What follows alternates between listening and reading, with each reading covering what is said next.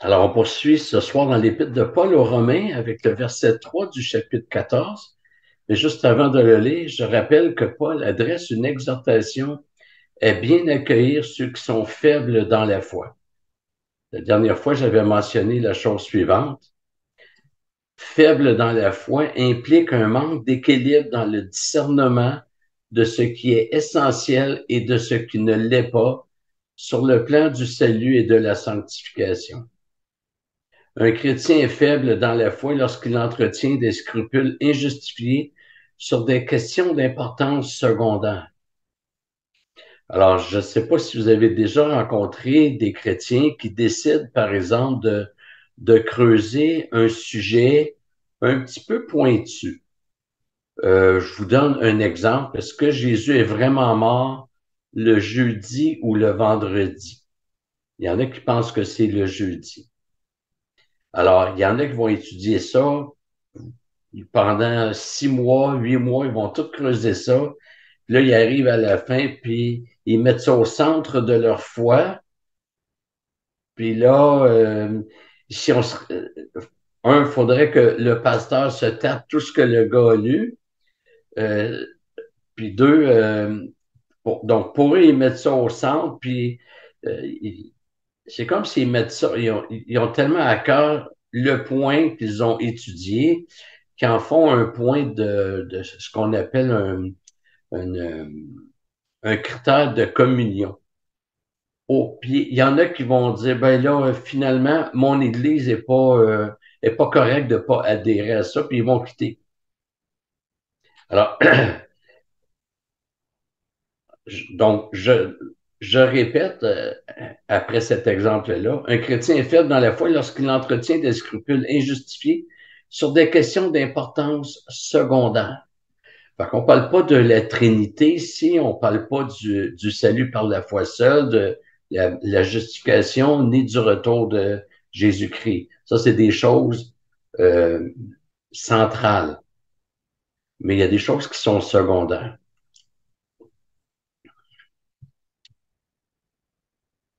Donc, c'est quelqu'un qui est carencé sur la doctrine biblique, soit qui croit à quelque chose qui est faux, ou qui met au centre ce qui est secondaire.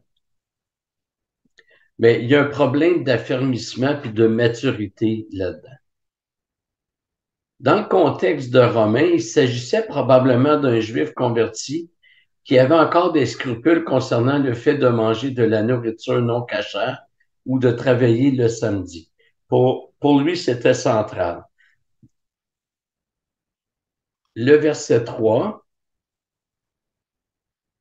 dit que celui qui mange ne méprise point celui qui ne mange pas, et que celui qui ne mange pas ne juge point celui qui mange, car Dieu lui a fait bon accueil. Ici, celui qui ne mange pas, c'est sous-entendu qu'il ne mange pas de la viande, ce qu'on avait vu la semaine passée, parce que ou il y a 2 semaines plutôt. Donc, parce que c'est impossible que quelqu'un ne mange pas de façon permanente. Donc, il ne doit pas y avoir de mépris entre les forts et les faibles. Le mépris ne doit jamais être la réponse de toute façon. Puis, la pensée de Paul, c'est que Dieu nous accueille chacun. Puis, en quelque part, on est tous carencés, même dans notre théologie. Euh, il y a des imperfections dans notre théologie, même si on la veut la meilleure, puis on trouve qu'elle est réfléchie. Puis moi, je suis le premier à dire que, à trouver, quand j'ai adhéré à la pensée réformée baptiste, c'est que j'ai vu une cohérence que j'avais jamais vue ailleurs. Mais il faut toujours se dire que même à ça, ce n'est pas parfait. Ça pourrait être amélioré. Donc, et Dieu nous accueille en dépit de nos carences et on doit s'accueillir les uns les autres sans mépriser. Écoutez, Dieu aurait toutes les raisons de nous mépriser sur tous les niveaux. Il ne le fait pas. Il nous accueille, il nous aime, il nous entoure, il veille sur nous, il nous fait grandir, puis il veut qu'on fasse la même chose. Euh, on doit s'édifier, s'encourager patiemment comme Dieu l'est avec nous.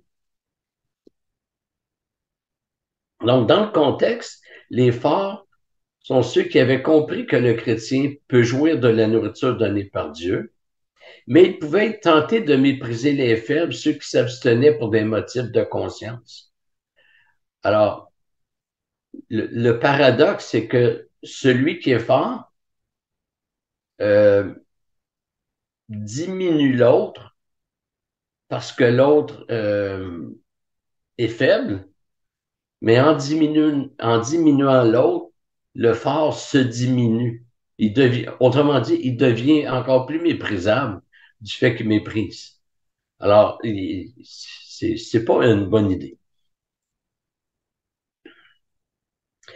Donc, il y avait ce danger que les forts jugent les faibles, mais il y avait le danger aussi que le faible juge le fort. Le faible, il ne sait pas qu'il est faible. Mais il y avait un danger que le faible juge le fort parce que le fort mange de la viande, si on reste dans notre contexte.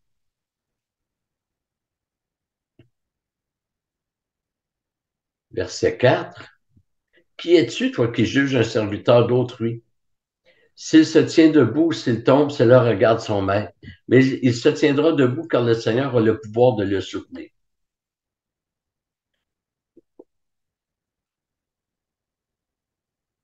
Donc, que ce soit le faible, que ce soit le fort, les deux sont serviteurs de Dieu. Et un serviteur appartient à quelqu'un. Paul dit bien, toi qui juges un serviteur d'autrui, autrement dit, c'est pas ton serviteur pour que tu t'ériges en juge devant lui. C'est Dieu qui est le maître et le serviteur appartient à son maître. Et c'est à Dieu de le juger. On va voir tantôt ou la semaine prochaine, dépendamment, qu'il n'est pas question du péché ici. Parce qu'un péché doit être jugé plutôt ceux du dedans. Donc, mais pour le reste, on ne doit pas juger. Le mot que Paul utilise pour serviteur, c'est pas celui auquel on est habitué, là, euh, qui peut être traduit par doulos, euh, qui peut être aussi, ou diakonos. Il y a deux mots principaux. Ici, c'est un autre mot qui vient du mot maison. Et Paul a recours à ce mot pour rappeler que c'est au maître de la maison à juger de son serviteur. Et donc, il y a un appel aussi à garder confiance dans le maître et non dans le serviteur. Donc, ni dans le faible, ni dans le fort. Notre confiance est dans le maître. Et il y a des choses pour lesquelles on doit dire, ben, le Seigneur va lui montrer éventuellement, mais bon, c'est pas nécessaire qu'on insiste sur ça. Et la confiance repose sur le fait que le maître a le pouvoir de relever. Mais il se tiendra debout car le Seigneur a le pouvoir de le soutenir. Donc, ce verset ne doit pas être sollicité, comme j'ai mentionné il y a quelques minutes, pour interdire à l'Église de, excusez-moi, de prononcer certains jugements. Ce même Paul a écrit aux chrétiens de Rome, plutôt ce même Paul qui a écrit aux chrétiens de Rome avait écrit plutôt aux chrétiens de Corinthe pour leur dire, pour moi, absent de corps mais présent d'esprit, j'ai déjà jugé, comme si j'étais présent, l'auteur d'une telle action.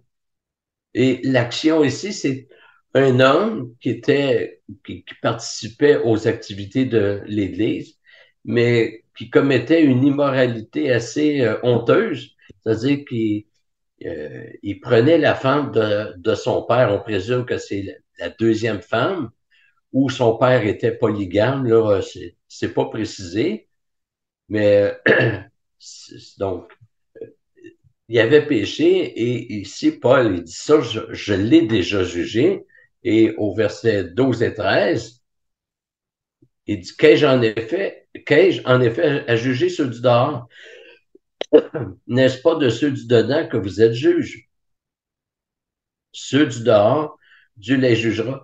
Expulsez le méchant du milieu de vous. Donc, au verset 12, il dit, n'est-ce pas de ceux du dedans que vous êtes juges? Alors oui, on doit juger le péché. Donc, devant les pratiques déshonorantes, incompatibles avec la vie chrétienne, l'Église se doit de prendre position. Par contre, quand il s'agit de divergences sur l'application dans des choses vraiment secondaires, alors que la personne agit dans le but de rendre grâce à Dieu, nous devons accueillir ses frères sans les juger. Verset 5. Tel juge un jour supérieur à un autre, tel autre les juge tous égaux, que chacun soit pleinement convaincu dans sa propre pensée. Alors, s'il y avait des divergences sur la nourriture, il y en avait aussi sur la valeur attribuée au jour.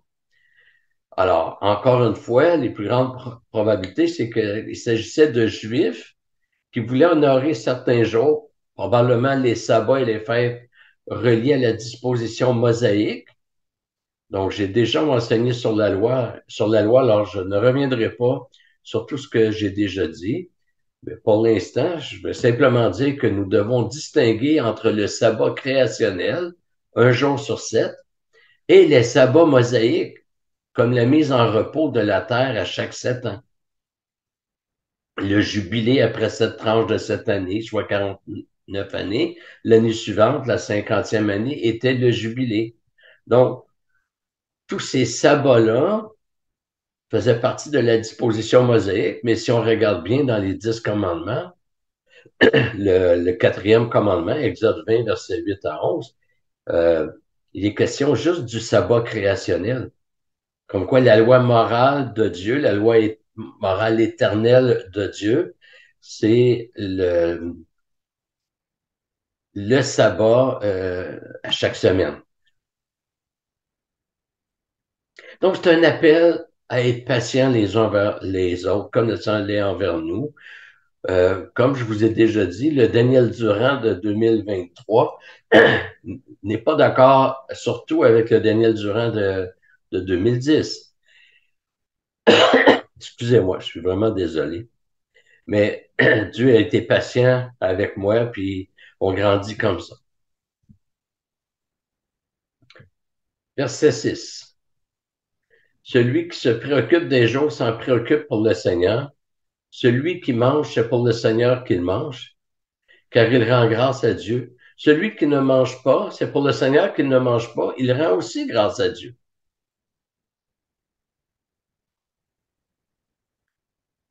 Alors, ce que Paul valorise ici, c'est la disposition du cœur plus que l'application.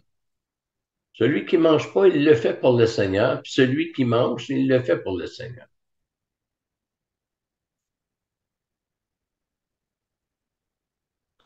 Il faut faire attention de ne pas tout classer dans ce verset.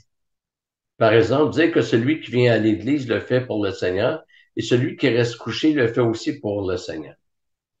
Il ne faut pas que ça devienne un prétexte pour dire je peux faire ce que je veux du moment que c'est pour le Seigneur. Et j'ai entendu des chrétiens dire bon, moi, je ne vais pas à l'Église, mais Dieu connaît mon cœur. Et oui, Dieu connaît ton cœur, puis il ne trouve pas très beau. Parce que notre cœur est pas beau. Alors, il ne faut pas tout placer dans ce verset-là. C'est vraiment des situations où la personne, dans sa croissance, n'est pas rendue à, à comprendre euh, pleinement ce qu'il en est.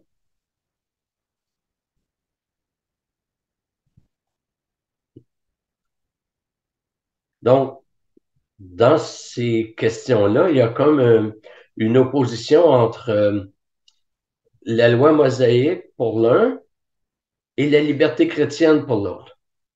Mais il ne s'agit pas d'une liberté de péché. Vous savez que je pense que c'est dans Ésaïe, je pense que c'est 65. Et Ésaïe 65 parle de la nouvelle alliance et possiblement, les interprétations varient, possiblement de, de notre condition quand on, donc dans la nouvelle création. Et, euh, et il parle qu'on ne mangera pas de porc. Puis il y a des chrétiens qui prennent ça pour dire encore dans la nouvelle alliance, il ne faut pas manger de porc.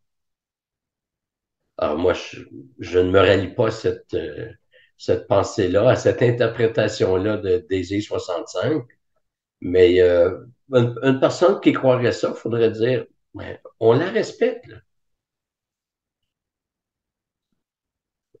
Versets 7 et 8. En effet, nul de nous ne vit pour lui-même et nul ne meurt pour lui-même. Car si nous vivons pour le Seigneur, et si nous mourrons pour le Seigneur. L'affirmation indique que dans les deux cas, nous vivons et nous mourrons pour Dieu et non pour nous-mêmes.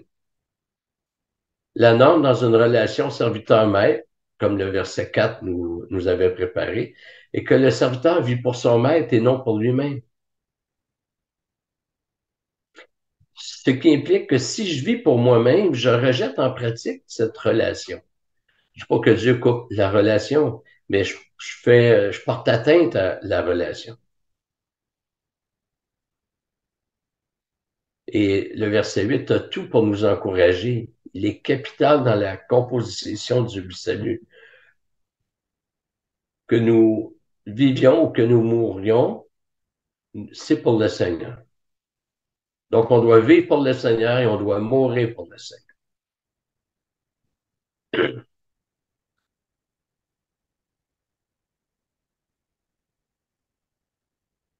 Car Christ est mort et il est revenu à la vie pour être le Seigneur des morts et des vivants. Donc, Christ est ressuscité pour exercer sa seigneurie. Le but de sa mort et sa résurrection, ici, c'est d'être ce Seigneur sur toute la création. Alors, puisqu'il est le Seigneur des morts et des vivants, c'est donc que nous ne sommes pas des seigneurs. Nous sommes des serviteurs et par conséquent, nous devons vivre pour notre Seigneur et non pour nous-mêmes.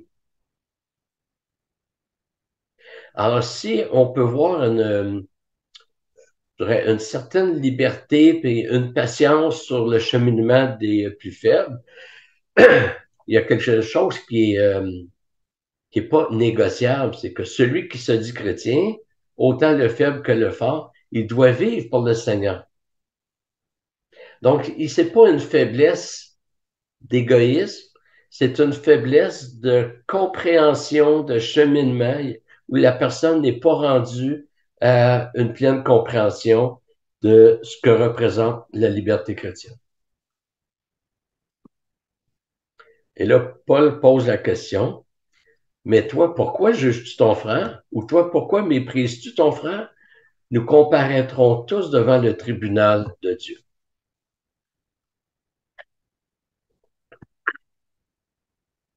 Donc, Paul revient avec l'idée du jugement, du mépris, euh, qu'il avait mentionné au verset 3, mais cette fois dans un registre fraternel. Il ne le situe plus par rapport au serviteur d'autrui, mais par rapport à ton frère. Ce serviteur qui appartient à son maître, ben, c'est aussi ton frère. Et on a l'impression que Paul, s'il était au Québec, il dirait, qu'est-ce que vous êtes en train de faire? Pourquoi juges-tu ton frère? Pourquoi méprises-tu ton frère? Et il rappelle que nous allons tous comparaître devant le tribunal de Dieu. C'est c'est un verset qui en fait, qui, qui ébranle certains chrétiens ou qui a peut-être déjà ébranlé certains d'entre vous. Mais si on est sauvé, comment ça qu'on va passer devant le tribunal? D'abord, ce tribunal va décider qui appartient réellement au Seigneur, selon Matthieu 25, quand Jésus dira à ses brebis de se tenir à sa droite pour recevoir le royaume et au bouc à sa gauche pour être jeté dans le feu éternel. Écoutez, je pense qu'on va s'arrêter là. Je suis allé au bout de ce que ma gorge pouvait donner. Alors, peut-être juste de retenir principalement de toujours considérer euh, nos frères et sœurs comme des serviteurs d'autrui, donc du Maître, du Seigneur, et de les considérer, de les traiter comme des frères. Alors voilà, merci de votre attention.